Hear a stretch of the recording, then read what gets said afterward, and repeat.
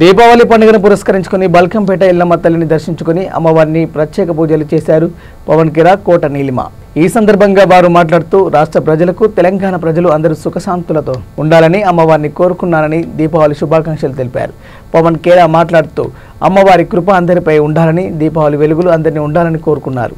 దీపావళి శుభాకాంక్షలు అందరికీ తెలియజేశారు। टेंपल में आशीर्वाद लेने का आज सुअवसर मिला।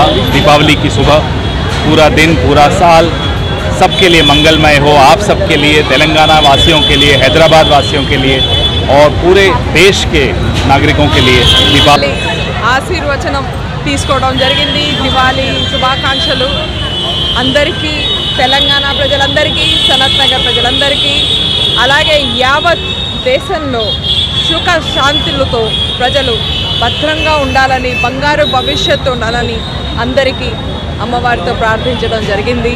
మీ అందరికీ వెరీ హ్యాపీ దివాళీ।